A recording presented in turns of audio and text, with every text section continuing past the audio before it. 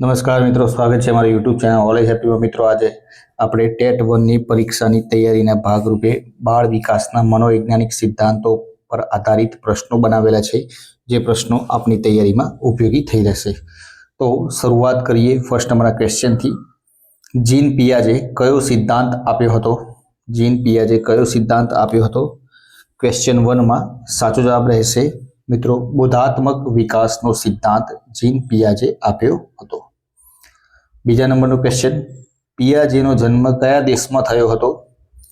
France, Germany, Switzerland કે Italy? તો પિયાજેનો જન્મ સ્વિટ્ઝરલેન્ડમાં થયો હતો। સી ઓપ્શન સાચો જવાબ રહેશે। પિયાજેના મુજબ બાળક શાના દ્વારા શીખે છે? તો પિયાજેના મુજબ બાળક શાના દ્વારા શીખે છે? તો અનુભવો અને ક્રિયાઓ દ્વારા શીખે છે, એટલે કે બી ઓપ્શન સાચો જવાબ રહેશે। આગળનો ક્વેશ્ચન, પિયાજેના બુદ્ધિ વિકાસના કેટલા તબક્કાઓ છે? પિયાજે મુજબ બુદ્ધિ વિકાસના કેટલા તબક્કાઓ છે? 3, 4, 5 કે 2?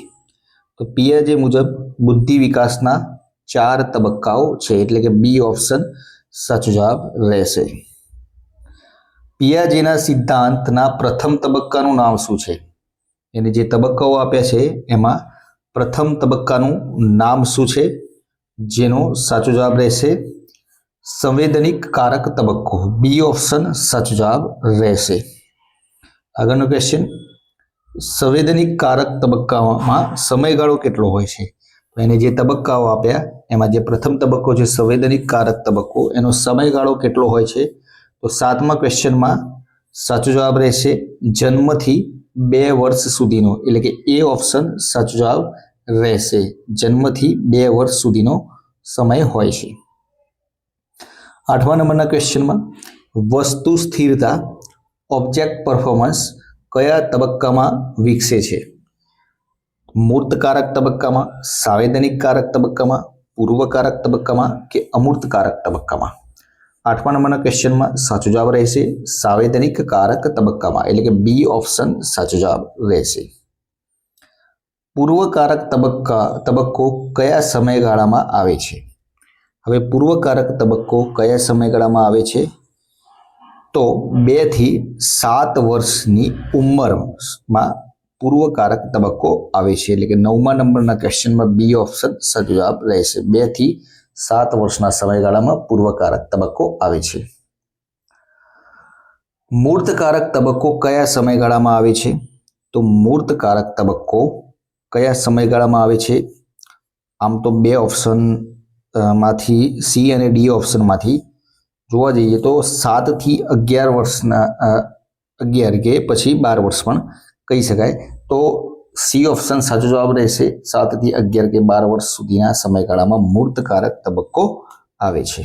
આગળનો ક્વેશ્ચન, મૂર્તકારક તબક્કામાં બાળક કઈ રીતે વિચારવાનું શરૂ કરે છે? એ જે તબક્કો છે 7 થી 11 કે 12 વર્ષનો જે કારક તબક્કો છે તેમાં બાળક કઈ રીતે વિચારવાનું શરૂ કરે છે?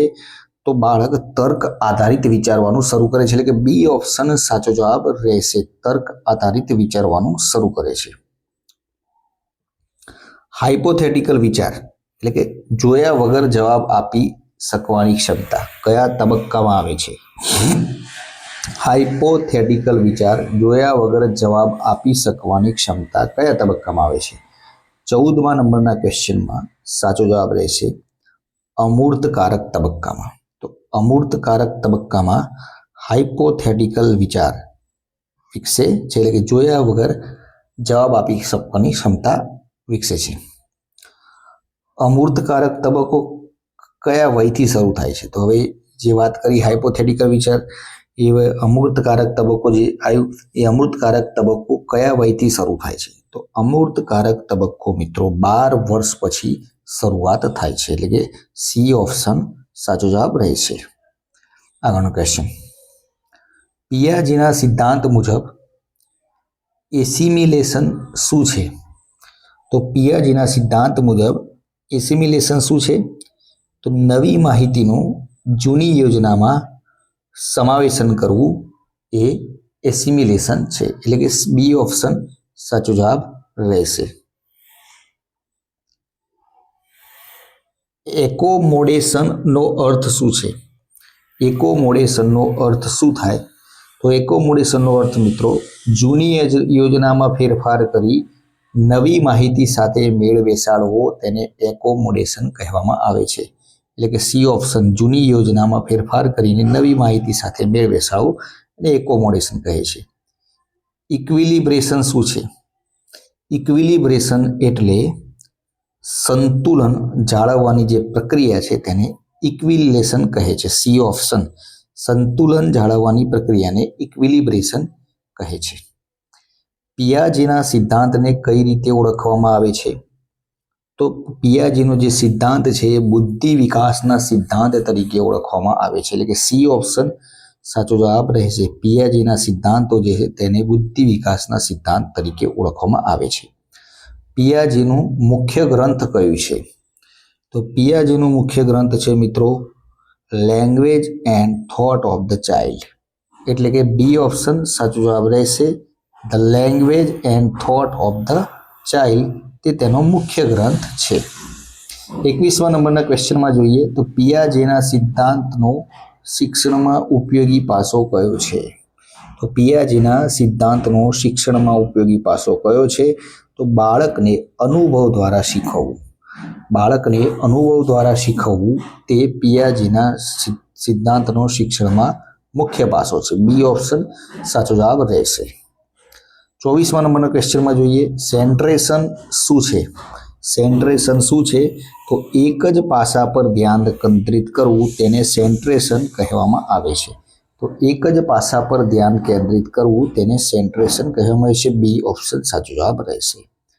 એન્ડ લાસ્ટ નંબરનો ક્વેશ્ચન પિયાજેના સિદ્ધાંત પ્રમાણે શિક્ષકે શું કરવું જોઈએ? તો પિયાજેના સિદ્ધાંત પ્રમાણે શિક્ષકે બાળકને પોતે શોધ કરવા પ્રોત્સાહિત કરવું જોઈએ. એટલે કે બી ઓપ્શન સાચો જવાબ રહેશે. તો મિત્રો આ હતા આજના વિડીયોના મહત્વના પ્રશ્નો. આ વિડીયોની પીડીએફ જો તમે લેવા માંગતા હોય તો ડિસ્ક્રિપ્શનમાં ટેલિગ્રામ ચેનલ લિંક આપેલી છે, જ્યાંથી જોડાઈ જજો. 24 કલાકની અંદર દરેક વિડીયોની પીડીએફ તમને મળી જાય છે. કાલે ફરીથી નવા વિડીયો સાથે મળીશું. જય હિન્દ, જય ભારત. અને હા મિત્રો, ચેનલને સબસ્ક્રાઇબ કરવાનું ના ભૂલતા, કારણ કે ટેટ 1ની પરીક્ષાને તૈયારીના ભાગરૂપે આપણે દરરોજ એક વિડીયો મૂકીએ છીએ, તેમજ આપણે કરંટ અફેર્સના પણ વિડીયો મૂકતા રહીએ છીએ, જેથી આપણી દરેક પરીક્ષાની તૈયારીના ભાગરૂપે કરંટ અફેર્સ પણ તમને ઉપયોગી થઈ રહે, તેમજ ટેટ 1ની તૈયારીના ભાગરૂપે રોજનો એક વિડીયો આપણે ત્યાં મૂકવામાં આવે છે, અલગ અલગ પાર્ટ વાઇઝ. તો કાલે ફરીથી નવા વિડીયો સાથે મળીશું. જય હિન્દ, જય ભારત.